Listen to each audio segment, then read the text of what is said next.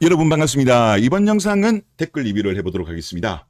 샤넬백 호텔 프로포즈 안 하면 평생 쓴소리라는 제목의 영상인데, 제가 일단 먼저 말씀드려야 될 게, 이게 제가 비표준어라고 하더라고요. 우리가 프로포즈 영어로 하면 PROPOSE잖아요.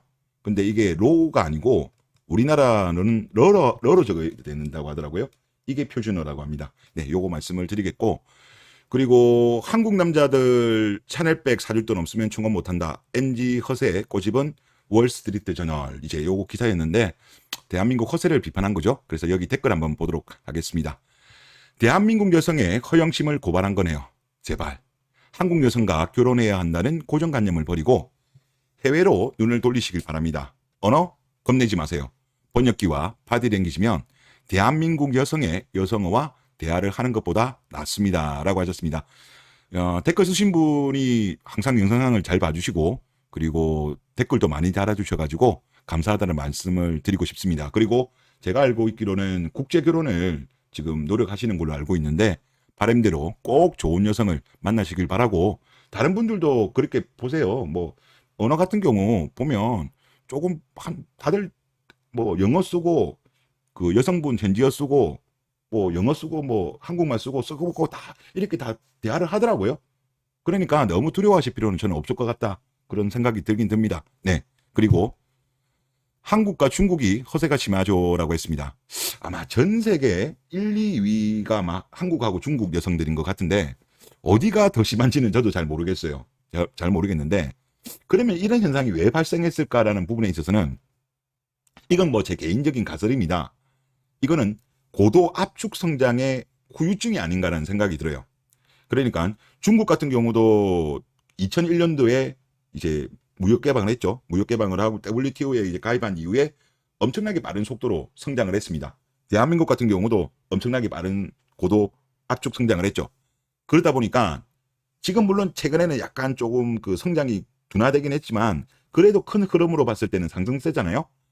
그러다 보니까 사람들이 이런 소비를 많이 하는 것은 미래에도 지금 같은 어떤 성장이 계속적으로 이어질 거라는 생각을 가지고 있기 때문에 미래의 소득을 앞당겨 쓰는 거라고 저는 봅니다. 그래서 특히 이런 문화가 한국, 중국에서 뚜렷하게 나타나는 것이 아닌가, 그런 생각이 들고, 그리고 이제 과거에 일본 같은 경우도 1980년대나 이제 90년대 초까지만 하더라도 엄청난 가소비였거든요.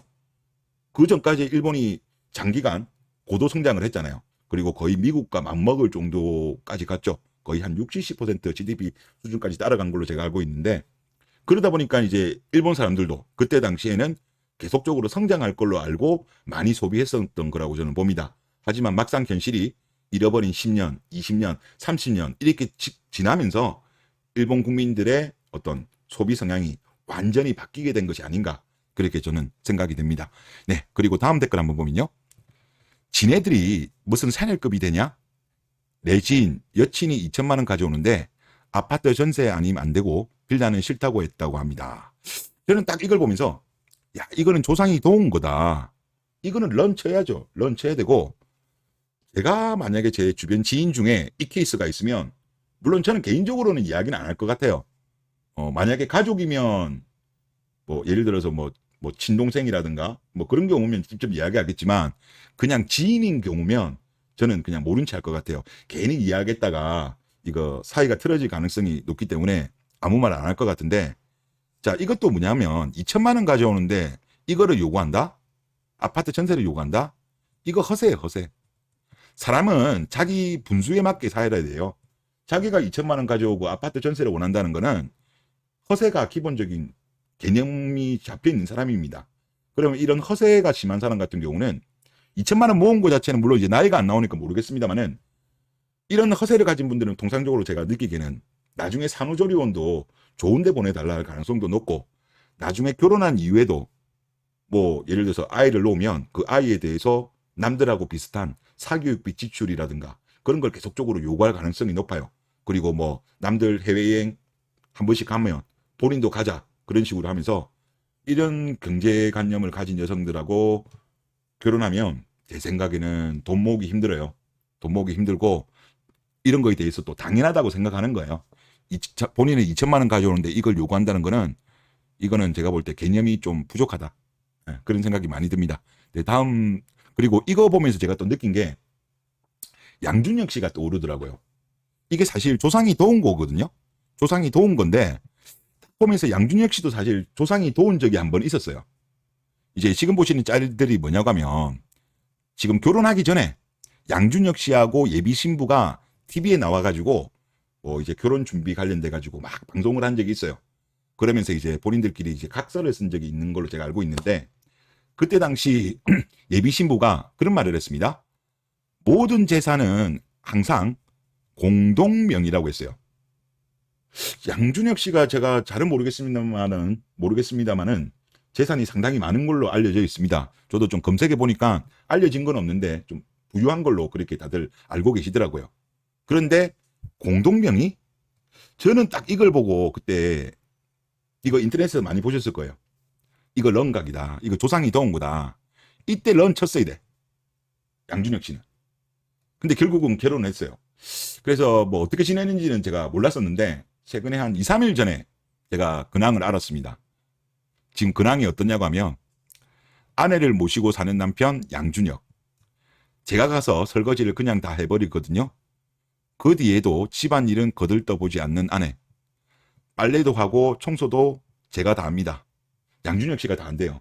어, 뭐 여성분 뭐 혹시 뭐 전업주부인가요? 나 뭐 일하는지 그까지는 제가 모르겠어요.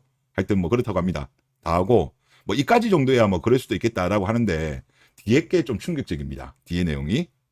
자, 새벽 2시, 3시까지 집에 안 들어오는 거예요. 어느 날 걱정되는 마음에 전화를 건 양준혁. 남자 목소리가 들리는 거예요. 야, 양준혁 씨 입장에서는 황당스럽죠. 결혼도 했는데. 그런데 남사친의 정체는 고등학교 동창이랍니다. 알파 고스트 타이타닉이 생각이 갑자기 나네요. 그리고 또 하는 말이 어디만 나가면 또 2시, 3시. 이 전형적인 이 퐁퐁이의 삶이죠. 퐁퐁이의 삶인데 이 조상신이 딱 도왔을 때 공동명이 요때 이제 런을 쳤어야 되는데 참 안타깝습니다. 안타깝고 좀 왠지 좀 이거 느낌에 가성비의 5년 뭐 또 10년 뒤 좀 도축의 우려가 좀 많이 보인다. 양준혁 씨한테 그런 좀 생각이 좀 많이 듭니다. 하여튼 좀 그래도 좀 잘 살았으면 좋겠다. 그런 말씀을 드릴게요. 뭐 어떻게 될지는 모르니까 세상 일은. 네. 그리고 다음 댓글 한번 보면요. 진짜 인스타 자랑질 하는 애들 걸러야 한다. 네, 맞습니다. 저도 이거는 맞아요. 요즘은 그 지우는 여자들도 많다고 하더라고요. 지우는 여성들도 많다고 하는데 일상 정도는 제가 볼 때 뭐 관계없죠. 뭐 음식 올리고 그냥 일상 정도는 뭐 괜찮은데 일상이라든가 뭐 국내 여행 정도까지는 저는 이해는 합니다. 하는데 뭐 명품 뭐 백이라든가 아니면 뭐 호캉스 간 거라든가 뭐 해외여행 같은 거 많이 가고 뭐 그런 거 너무 심하다. 어쩌다 한 번은 몰라도 그게 너무 심하면 이것도 조상신이 도운 겁니다. 조상신이. 이런 거 바로 런, 컷 해야 됩니다. 네. 그리고 다음 댓글 한번 보겠습니다. 가스라이팅의 국가. 병신 같은 발언은 자유라는데 병신 같은 발언에 반박하면 범죄자급으로 몰아갑니다. 라고 했습니다. 이게 왜 그러냐고 하면 이게 여기 보시면 이게 한겨레 아마 기사인 걸로 제가 기억이 나는데 한국의 명품 열풍은 남 따라하기라고 했습니다. 그리고 이게 어떤 책에 나와 있는 내용을 인용한 건데요. 한겨레에서 기사 내용이 아시아 국가들 특유의 집단주의 문화가 더해진다. 다른 사람이 사면 나도 따라 사는 동조 현상이 뚜렷이 나타나고 시간이 지나 명품 소비가 계속 확산되면 눈이 높아질 만큼 높아져 평생 명품을 구입하는 단계인 일상화로 나아가는 것이다 라고 했습니다. 그러니까 이제 기본적인 원인이 뭐냐? 집단주의죠. 남이 하는 거 따라해야 된다. 이게 제가 봐도 특히 한국, 중국이 심한 것 같아요. 한국, 중국 이쪽이. 그러다 보니까 뭐 이거 월스트리트 저널에서도 빚공개 그런 거잖아요. 이게 일종의 허례의식이 지금 뭐 여기 기사 내용에도 그래요. 기사 내용에도 이거 안 해주면 나중에 안 하면 평생 쓴소리를 듣게 될 거다. 그러면서 어떤 인터뷰한 사람 중에 한 사람은 훈수실까지 두는 그런 내용도 있었거든요. 그래서 이 결국은 우리나라의 뭐 아시아 국가의 어떤 특유의 집단주의 이 문화가 저는 결국은 영향을 크게 미친 거 아닌가 그렇게 생각됩니다. 저 개인적으로는 저는 좀 청개구리과거든요. 오히려 남들이 하는 걸 하기 싫어하는 청개구리과인데, 그래서 저는 좀 이해를 못하는 부분이 없잖아 있긴 합니다만은, 하여튼 우리나라 전반적인 흐름은 남 따라 하기는 맞아요. 남들 해외여행 가면 나도 따라가야 되고, 그런 문화인 것 같습니다. 네, 다음 댓글 한번 보겠습니다. 과도한 지출을 바란다고 그걸 무리해서 맞춰준다면 여자들은 그걸 감사하게 생각하지 않고 기준으로 삼아 당연하게 생각할 겁니다. 라고 하셨습니다. 제가 국제 커플 후기들도 제가 많이 읽어보거든요. 많이 읽어보는데 거의 모든 대다수의 후기가 뭐냐고 하면 이제 국제 커플 중에서 결혼식 하기 전에 그 대신 이제 결혼하기로는 결정이 난 거죠. 결정이 난 이후에 그 사이에 그 이야기를 들어보면 해외 여성들 같은 경우는 남자가 돈을 많이 쓰는 거를 좋아하지 않는다고 합니다. 오히려 말린대요. 돈 많이 쓰지 말라고. 우리 나중에 오랫동안 행복하게 경제적으로 안정적으로 살려고 하면 돈 많이 쓰지 말라고 오히려 말린다고 합니다. 한국 남자들이 워낙 스윗하잖아요. 너무 스윗하니까 그렇게 비싼 선물 필요 없다면서 오히려 말린다고 합니다. 그래서 그 후기를 쓰신 분들이 그 부분에서 한국 여성과 너무 달라가지고 감동을 많이 받는다라고 이렇게 이야기한답니다. 그래서 저도 그렇게 생각해요. 뭐냐고 하면 어떻게 보면 결혼하기로 했으면 결국은 같이 나중에 살림을 꾸려 나갈 건데 결혼하기로 결정한 이후에는 좀 절약하는 걸로 갔으면 하는데 우리나라 같은 경우는 뭐 그렇잖아요. 남들 하는 거 다 따라해야죠. 응? 백도 이런 샤넬백도 선물 받고 명품백도 선물 받고 그리고 이런 호텔에서 프로포즈하고 이런 허례거식 남들 하는 거 다 해야죠. 뭐 브라이덜 샤워인가 뭐 그런 것도 해야 되고 뭐 하여튼 뭐 이상한 거 이런 문화가 저는 좀 옳지 않은 것 같습니다. 옳지 않고 그리고 이런 현상이 아직까지 유지되는 이유가 버블이 안 터져서 그래요. 버블 터지면 이거 바로 없어집니다. 바로 없어지는데 아직까지는 버블이 지금 정부에서도 유지를 하고 있는 편이거든요. 약간 꺼지긴 했습니다만은 아직까지는 본격적으로 버블이 터진 건 아니기 때문에 아직 이 현상이 나타나는 것 같고 아마 경기가 본격적으로 버블이 터져갖고 한번 크게 출렁이면 아마 이 현상은 없어지지 않을까 그런 생각이 많이 듭니다. 네, 그리고 다음 댓글 한번 보겠습니다. 법적으로 요즘엔 다들 한데 이 말을 금지시켜야 합니다. 호텔 이벤트니 브라이덜 샤워니 태교 여행이니 별 희한한 사치를 합리화하는 못된 말입니다. 라고 했습니다. 저는 브라이덜 샤워도 사실 좀 이해가 안 되긴 안 되는데 저는 더 이해 안 되는 게 뭐냐면 태교 여행 임신해가지고 이제 태교 여행 가는 건데 이게 정말 모르겠습니다. 임산부가 비행기 타는 게 그렇게 썩 좋은 거가 아닌 걸로 제가 알거든요. 그냥 해외여행 가고 싶으면 가고 싶다고 하면 되는데 괜히 이런 핑계를 대는 게 아닌가. 그리고 제가 알고 있기로는 이게 옛날에는 없었거든요. 여행사가 하나의 어떤 뭐랄까요 마케팅 용도 아닌가 그런 생각이 많이 듭니다. 우리가 대표적으로 빼빼로데이 같은 경우도 그거 누가 만들었냐고 하면 그 까자회사에서 만든 거예요. 제가 알고 있기로는 어떻게 보면 마케팅 차원에서. 그래서 이런 태교 여행 같은 것도 일종의 허세라고 저는 보이거든요. 허세. 참 이것도 참 걱정이 된다 그런 말씀을 드리겠고 다음 댓글 한번 읽어보겠습니다.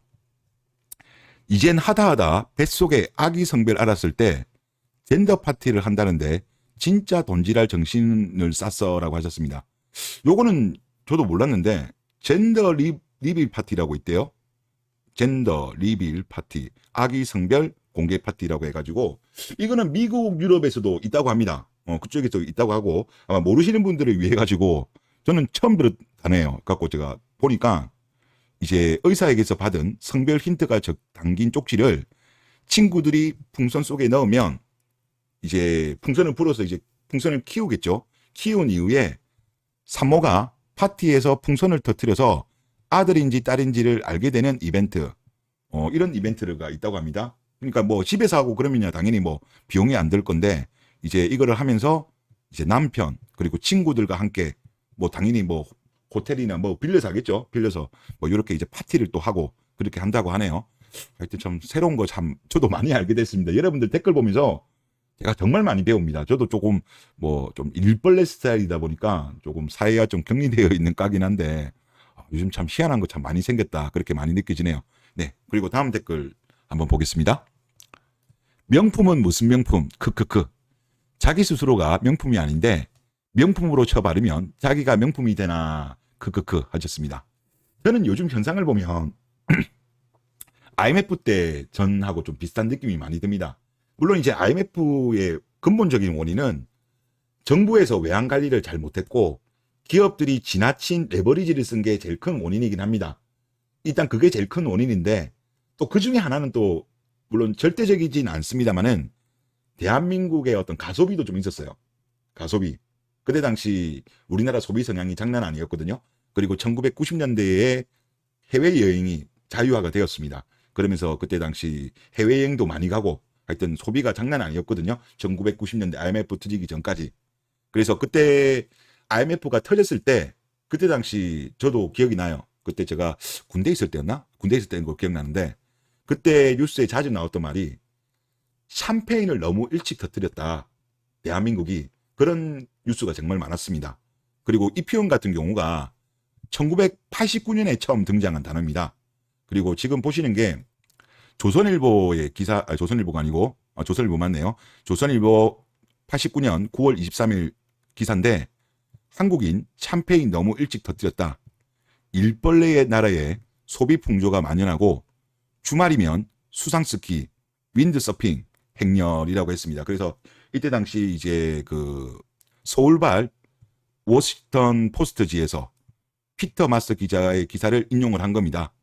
그러니까 우리나라가 일만 하는 그런 나라인데 갑자기 가소비를 한다. 이거를 지적을 한 거죠. 그러니까 따지고 보면 지금 월스트리트 전에 이런 지적하고도 비슷한 거예요. 가소비한다. 허세한다. 지금 사실 이런 거는 보면 국내 언론들은 사실 잘 지적을 안 해요. 특히 우리나라 같은 경우는 듣기 싫은 소리 잘 안 하는 그런 스타일이다 보니까 보통 이런 지적은 비판은 오히려 외신에서 먼저 하는데 저는 좀 그런 느낌이 듭니다. 그래서 89년에 이 단어가 처음 나왔고 IMF 터졌을 때 이 단어를 정말 많이 썼습니다. 한국인 샴페인 너무 일찍 터뜨렸다.